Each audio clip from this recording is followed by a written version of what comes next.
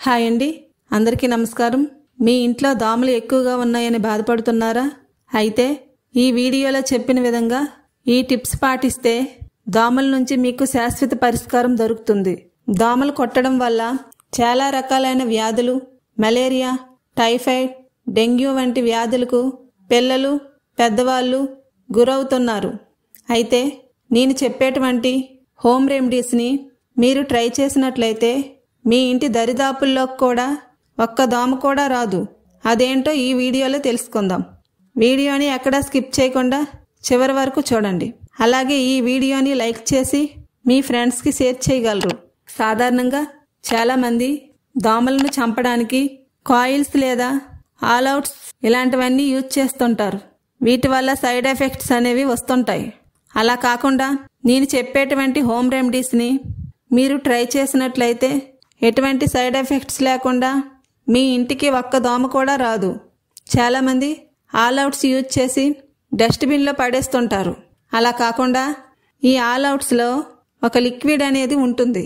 అందులో కెమికల్స్ అనేవి ఎక్కువగా ఉంటాయి. కావున వీటిని మనమే సొంతంగా తయారు చేసుకోవచ్చు.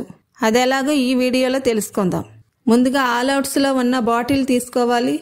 తరువాత కొద్దిగా వేపాకుల్ని తీసుకొని వాటిని శుభ్రంగా వాష్ చేయాలి. ఇలా చేసిన వేపాకుల్ని ఒక మిక్సీ జార్లో వేసి వాటిలో కొంచెం వాటర్ని యాడ్ చేసి మెత్తని పేస్ట్లా తయారు చేయాలి. ఈ మిక్సీ పట్టిన మిశ్రమాన్ని ఒక గిన్నెలో వడకట్టాలి. ఈ విధంగా ఆకులో ఉన్న లిక్విడ్ అంతా ఒక గిన్నెలోకి తీసుకోవాలి. అలాగే ఈ వేపాకు రసాన్ని స్టవ్ పైన పెట్టుకొని మరగనివ్వాలి. ఇలా మరిగిన తరువాత వేపాకు రసాన్ని చల్లారనివ్వాలి.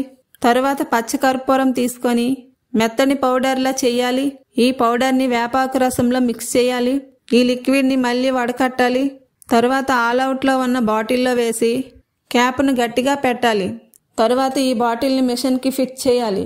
తరువాత ఈ ఆల్అవుట్ని ప్లగ్కి పెట్టి స్విచ్ ఆన్ చేసి యాక్టివ్ మోడ్లో పెట్టాలి.